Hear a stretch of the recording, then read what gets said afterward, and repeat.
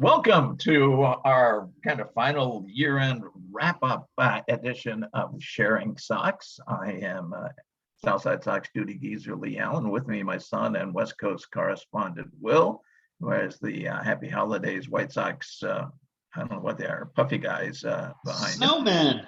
Well, I know they're snowmen, but I puffy guys. Well, Pillsbury Doughboy comes to mind. What could they possibly be? So we're going to start. There are things to talk about. There's obviously not much of anything happening in baseball. There's literally nothing happening in baseball since the lockout. We're recording this on the 15th, so it's been 2 weeks since lockout. The death of Roland Hemand, which is a sad thing, but he was to be fair, there's like 3 minor league deals that are in the works. That's so true. We should minor league deals are happening. Roland Hemand died, perhaps the most important person in White Sox history, because he did the brilliant job of saving the team after 1970, getting Dick Allen, among other things, and turning them into a good team, a very good team. Again, Chuck Tanner to manage and so forth. When they in 1970, they were a disaster and headed to any town, and not just Tampa or Seattle. I mean, if somebody in Southwest Louisiana had made an offer of a stadium, they would have been headed down there, and he saved it. Everybody speaks very well of people who die, of course, no matter what kind of jerks they were. But Hemand had people speaking wonderful things about him while he was alive. Apparently, not just a brilliant baseball guy, but a really, really good person. And he lived to be 92, so he had a lot of time to be a good person. So it's a sad thing, but not too sad at 92. I mean, 92 done pretty well. Time has come. So that was really the big news of the past couple of weeks as far as the White Sox are concerned. So we're baseball in general. We're just going to do some Christmas wish stuff. There's a great Seinfeld moment where one of the Seinfeld's friends, the parents' friends, has died at age 95. And everybody's so upset and is acting like the guy didn't live a good life. And Jerry's like, he was 95, you guys. And Kramer just goes, yeah, really makes you think. I'm like, he did all right. He did all right. But yes, we're on to our Christmas wish lists for this upcoming season. I have no clue what your wish list is. You have no clue what my wish list is. My wish is compiled into one big mess. You said make 3 wishes, but I have within one storyline a sequence of wishes. And I've done a little bit of this in print on one of Brett's let's all get together and toss something into the hat things, but not the whole thing. And that was a while back. So why don't you start out? So you're going for mine's long. Okay, so you're going for like getting the basketball hoop for Christmas instead of getting, a new shirt and a toy truck and an ornament. You're going like, I want one big present that just has a lot of great things about it. Whereas I think I'm going for let's get as many little presents as we can. Okay.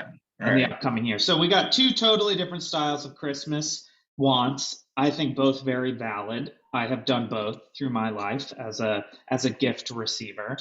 Once I was a child. I think maybe you were too, though it's hard to believe at this point. A while back, yeah. So first on my list, all this talk about needing an infielder, needing a second baseman, needing a utility guy. I mean, there is a guy who won a Gold Glove just a couple years ago. He's familiar with the franchise. The people love him. He has fist bumped me multiple times, including at my bachelor party. Number 1 thing on my list, I want Yolmer back. I knew where that was heading immediately. I want Yolmer back. Everybody's acting like it's a big mystery who we can get. Guys, he's right there. Everyone loves him. He's a hit on social media. He seems to have tons of friends. I'm sure there are people who still have Yolmer jerseys, the 3 fans of his from back in the day when he was on the White Sox. So it's really just a great decision for everyone across the board to get Yolmer back. What do you think about my first wish? I, I'm, as you know, I'm a huge Yolmer fan and always have been. I think probably were they to get him, first of all, the salary would not be very high. But True. secondly, probably the Gatorade people would be willing to defray most of that cost Why is that? because he's the one who dumps Gatorade over people whenever there's something good That's happening. true. He does do that, or a little pie to the face sometimes for the pitchers. But the pie people, So there's no money. But Gatorade, there's money. so for the record, just because we do keep this as a record, we record this. You are in 100% agreement that the White Sox sole free agency move after the lockout is to sign Yolmer Sánchez? I'm not sure about soul. Critical. I would go with critical. Okay, cool. My second wish, I want a new song from Yoán Moncada. I loved Disaster. I think you get this one. I think I think I will too. Desastre Personal, great song. The most baller move ever to write your own walk-up song and then actually use it during the season, regardless of whether or not it's good and how much your friends are going to make fun of you and if they're going to dress up like you did in your music video. But I think we need another banger from Yoán Moncada. It could be something like, I've got my legs back, because he's still not all the way back from COVID. Or it can be like 40 pounds of gold around my neck, because he has been sporting an absurd amount of gold necklace wear and diamonds. Yeah, I don't think anybody's done a study of how many times he got thrown out on very close plays that he would have been, half a second faster if he didn't weigh 20 pounds extra. The whole White Sox organization needs to look at how the players are being weighted down by their gold chains. And you're joking, but it's starting to get absurd. There are definitely moments now where I watch a replay and I think that would have gone better if the guy didn't have 80 chains on. I don't know why the White Sox seem to be most lenient in terms of what you can wear on the field, or having no buttons buttoned on your jersey these days. But I'm thrilled. It's hilarious and ridiculous. And the idea of me having played high school baseball with all these massive chains is so funny, and I can't believe I didn't do it. Not even the Jock Peterson pearl necklace thing, which I should have done.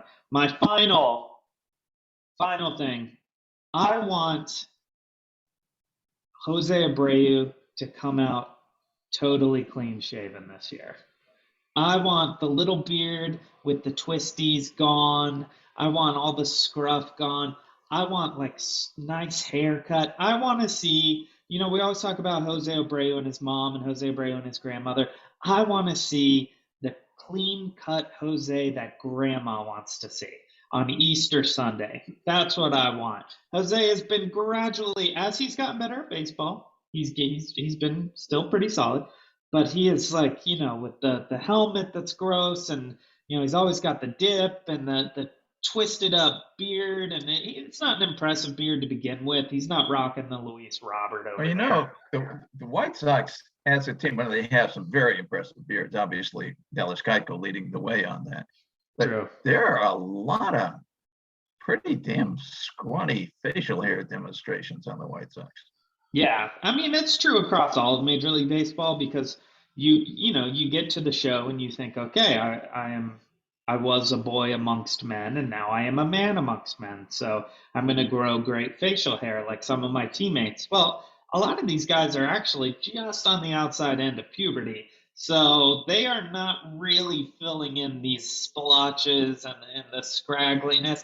Who can grow a great beard now, though, is Yolmer, and yet another reason why we should get him back on the team. He's looking sharp with facial hair. But I just want to see baby-faced, crisp, clean José Abreu stepping up to the plate, just all-American boy, even though he's Cuban, but like all Cuban-American boy. And I just want to see what that does for this team and for, his leadership position. We haven't seen a real good, clean-looking José Abreu in years. I would like to see it, even for just one game, and then start growing it back out again. But I think Jason's jaw will drop if you see a crisp, get some Brill cream in his hair, get it all slicked back. They unbutton the shirt so much now. Maybe he could even have a tie, a necktie of some sort. If you can have gold chains, I don't see why he can't be wearing a tie and a nice button down underneath his jersey. It would just be a nice new look heading into 2022, clean slate. Well, he's probably on his way to becoming a general manager somewhere, so it could be kind of an audition for that.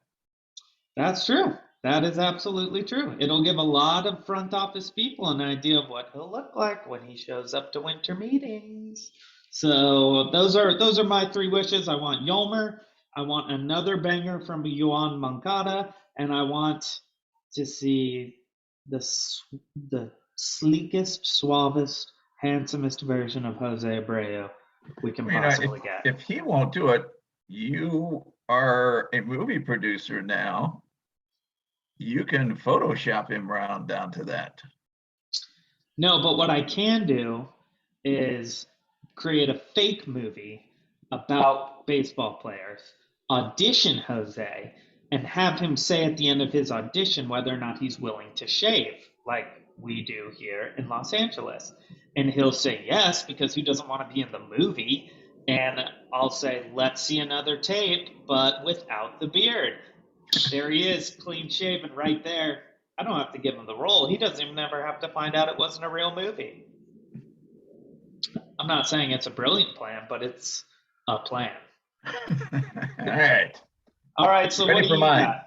Yeah, let's hear it. This is all Christmas wishes rolled into one. It's actually more than three when you get there, but we start out with. So that's a greedy move just from the start. But... No, because you could call them whatever they are to fold together into one. But, okay, we start out. It's Christmas party time. A Hall of Famer baseball person goes to a Christmas party in Walnut Hills, not far from where he lives in Alamo, California. As apparently he occasionally does, he's had a few drinks, leaves the place, heads out, falls asleep in an intersection in his car, as he apparently likes to do. Cop pulls up behind him, flashing lights, sirens, scares the hell out of him, doesn't know what's going on, hits the gas, jolts, rams into a fire hydrant, water spewing all over the place. Not only does he get charged with DUI, but with waste of water, which is like a felony in California. So he faces these charges. They drag him off to the police station. As it happens, there's a reporter at the police station because he's doing this cute little Christmas feature on cops and Christmas cookies. And he sees the Hall of Famer baseball person, who's of course very famous, gets a story, says, this is my chance to make the big time and not write for the Walnut Hills paper anymore, but get San Francisco or Washington or New York or Chicago. And so he posts this story, it gets on the Associated Press, it goes nationwide. Oh, there's hell to pay, because this was supposed to be the third strike and he's out, but Jerry Reinsdorf says, no, he is my friend who we fired back in Lot 3 of Century 14, and we cannot do this to him. I refuse to do it.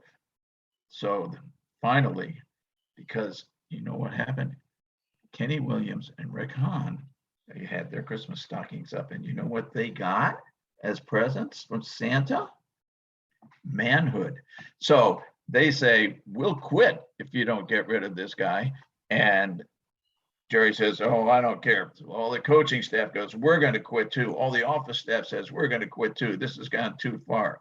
Jerry says, no, I don't care. You can all leave. I'll replace you with anything that I can find on the street. This has got to keep my buddy, my fellow arrogant jerk. But then Mothers Against Drug Driving and Students Against Drug Driving start doing protests at Jerry's house, which is in Highland Park. Neighbors in Highland Park are not going to like this because it messes with traffic, something fierce. So the neighbors are going, Jerry, either he goes or you got to go, because we can't have this happening around here. So Jerry finally says, I can't do it. I can't fire him. But along comes the guy who really saves him, Barack Obama. And Obama puts together a team of people to buy the White Sox from Jerry. He says, we'll buy it. You'll get your money. We'll give you a little overage to cover the taxes you don't want your kids to pay. And this team that he puts together he gets a bunch of really famous White Sox fans. Michael Jordan, a lot of money with Michael Jordan. Chance the Rapper. A lot of money. And then for other music, because you can't just have, do you know Dennis DeYoung of Styx is a huge White Sox fan? So they get that in on that side. Jim Gaffigan, huge White Sox fan. Gaffigan says, not only will I put money into buying the team, but if we get this, I will do an entire HBO special about the concessions at the Gurf. They go, wow, that's wonderful. George Wendt, huge White Sox fan. Wendt will eat every concession at the Gurf in one special, one round of the place. Plus, they agree that they will, when available, doesn't cut into their schedules, replace Gordon Beckham on the TV and post and pre and even during the game thing to get rid of Beckham forever. I mean, there's a Christmas wish for you. So they do that. Jenny McCarthy, huge White Sox fan, agrees to do the White Sox calendar. I don't think you want that. I mean, keep going, but I think she's got a reputation now. George Lopez, to add some more humor, and of course we're broadening our demographics here. Brings in, and he's kind of a family-related guy, so we bring in family stuff for Sox Park. Still not enough money. 1.6, 1.7 billion dollars they got to come up with. These guys are rich. They're not that rich. So Obama goes and talks to a friend of his who is a huge baseball fan and who used to own a minor league team, used to own the Omaha franchise for 20, 30 years, Warren Buffett. Now, Buffett is not necessarily a White Sox fan, but he's a huge baseball fan. He's 91 years old. So, I mean, he saw Roland Hemand died at 92. He wants to get involved before it's too late. So Buffett puts up the money because not only do they need the 1.6 billion, they need money to actually get free agents and do contracts properly and that kind of thing and compete instead of being kind of half-assed like they're a small market team. So Buffett comes in, he goes over to Reinsdorf, and of course, Buffett can say this legitimately. He says, son, I think it's time you sold the team. So he convinces him. So this whole outfit ends up buying the team. They start going, well, what are we going to do? Everybody else, of course, all the employees agree they'll come back with this new purchase of the team by the Buffett Obama conglomerate. But they need a manager. Buffett says, I've always been partial to cash. I always like to keep a lot of cash. I've got a few $1 billion right now in cash. And people go, cash? There's a thought. So they talked to Kevin Cash. Now, of course, he's under contract to Tampa Bay, but Tampa Bay will trade anybody who's got a contract over $500,000. So they make some trades, trade some of our younger, really not that important people to Tampa Bay for Kevin Cash. And that becomes our new manager. The team is set. The only loser here really is Bob Nightingale, who no longer has his source of information, so he can pretend well he knows what's going on with the White Sox. But there you go. It's all solved. Let's take a quick break on Sharing Sox, and we will come back and dissect that wish. Felt a little greedy, I will say. Maybe unrealistic, but we will be right back on Sharing Sox. Realistic? All right, welcome back. Okay, so the first thing I want to say is thank you for that wish, because now my wish of having Yolmer back on the team seems pretty realistic. I feel pretty good about it. I feel like there's a much better chance of Yolmer being on the White Sox next year than there is of any of that. Okay, so your whole wish hinges on, and I've listened carefully, a reporter from a Walnut Hill paper who wants to make it to the top. That is the key person in this story who can. That's realistic too, incidentally. That's very realistic. I think the paper is the East Bay Times. The East Bay Times. So if anyone from the East Bay Times listens to this podcast, you let us know, because we have a Christmas wish we need your help with. This all seems like it could work. This wish could come true. I don't know. I don't know that Gaffigan has baseball money.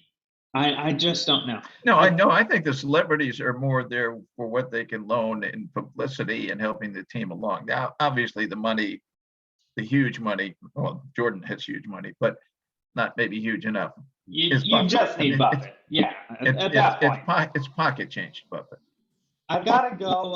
I gotta give you one more alternative using a Sox fan to help you get that money without dealing with Buffett, because I think dealing with billionaires, more billionaires, it's just messy. There's a lot of opposition to billionaires right now. However, but everybody loves. If anybody loves billionaires, he's the billionaire that's loved. it's true, but American dream. Let's make the money. Let's earn the money. Let's not just ask Warren Buffett for money. That's far fetched anyway. In fact, it's the only part of your wish that I think won't happen. So, Aaron Paul, Jesse Pinkman from Breaking Bad, White Sox fan. I was at a game a couple years ago. He was there. They gave him a shout out. Well, what does he know how to do? Cook meth. Cook meth. And I can assure you there's money in meth in the United States. So if we can just get the White Sox, particularly guys we already have, Hahn, Williams, Reinsdorf, cooking meth and selling meth you don't even have to limit yourself to Chicago, because you go on these road trips. You could essentially be the entire distributor for the United States of methamphetamine. Well, now you're talking about some serious dough. When your franchise is the prime meth distributor in the United States of America, you can get Max Scherzer. There seems to be, to me, that there might be some negatives to this plan. They don't come to mind right away. It's not a performance enhancing drug, so it wouldn't be illegal by baseball standards. Some people would argue. Some people would say that their performances of any kind are quite enhanced while on that drug. All right, fine. Don't become a cartel, is what you're saying, which I only sort of agree with. But yeah, other than that, I think that's a pretty good wish. I like the teamwork involved in making that happen for us. But I think you're going to run into trouble, because you go to Buffett, you get all this money from a Nebraska boy. Well, the Cubs, one of the Ricketts, governor of Nebraska, they just go to their Nebraska connection for more money, and they'll outspend us every time. And they got Stroman. I think that's immaterial. They're in the National League. We don't care. That's true. That's a really good point. All right, so moving forward, 2022, we've expressed our wishes.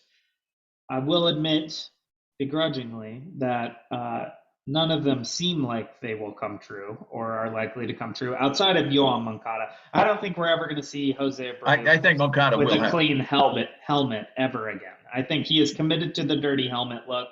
Moncada, we're pretty much guaranteed a follow-up to Disaster and possibly an album. In fact, for all we know, that was the first single off his debut album, which would be called most likely Yoán Moncada number 10, because he really loves wearing that on him at all times. He's very fond of that concept of himself. So I could see a self-titled debut album coming from Yoán in 2022. What are your thoughts as we are a few weeks into this lockout? Has anything changed for you in terms of what you think will happen? There's just no movement, it seems like, whatsoever. It doesn't even feel like they're going to address this until 2022. The guesses I've seen are maybe late January they'll resolve something somewhere. Actually, back to a Christmas unwish, because it's a wish for a lot of other teams. They have talked a little bit. I mean, they've it's been less loose. I don't think this is going to happen at all about realignment. And, realignment from a Sox fan perspective is very bad, but from the perspective of baseball, it's very good. It's crazy. You've got the 4 teams you've got in the American League East, and then you've got the White Sox and 4 people who don't care in the Central. But the argument for realignment doesn't technically have anything to do with who's good and who's not, right? We're not realigning based on quality. Well, the one realignment that they're talking about, I guess, with some actual discussion, was because of the playoff thing, where instead of having 5 teams from each league, they're going to be 20, which is a problem because there are only 15 teams, but some teams will get to be in the playoffs twice. No, with the 7 playoff thing that the owners have put out there, and then the players said something about making it 2 divisions instead of 3 to lead to 6 playoff teams. So you'd have an 8 and a 7 and an 8 and a 7. I think there was also talk of a more balanced schedule, which, I mean, poor Baltimore. They're not really trying, but they play 76 games against Toronto, Boston, Tampa Bay, and New York. My goodness. It's true. I mean, I get it, but you can't.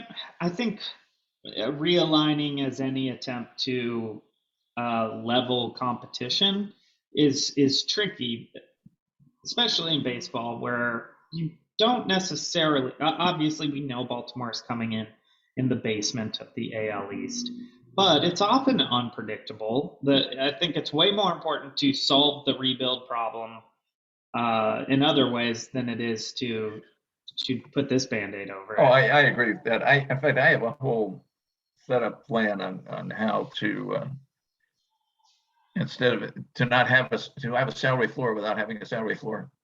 And I mean, I'm going to write about that, I think, in the next week or so, where the money would go into a pot that you could get back if you're good. So you're not penalizing Tampa Bay and Oakland.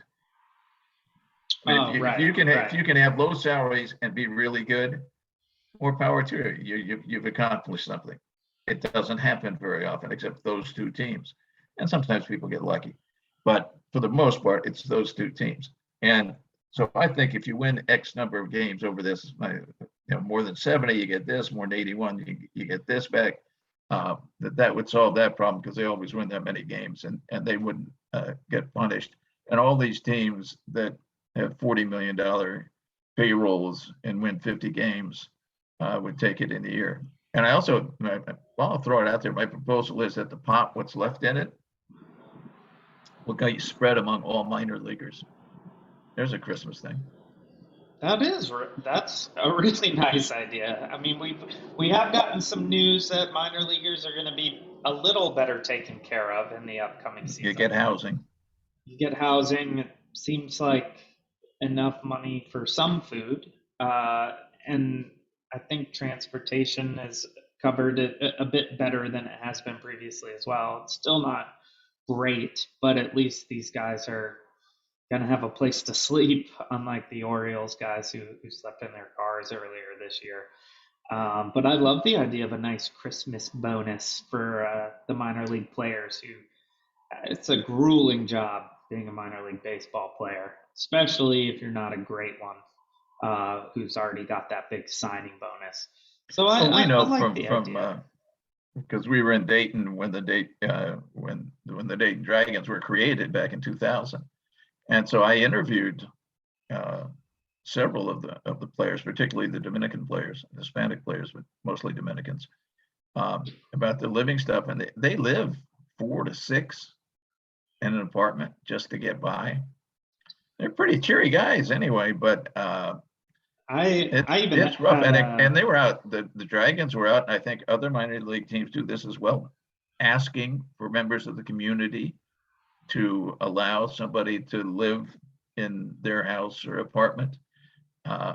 And that happened. That happened with numerous players. I had a friend in high school who had a dragon living in his basement, who had a Dayton Dragon that they did That's a nice know. phrase, a dragon living in his basement. It's from Monsters, Inc.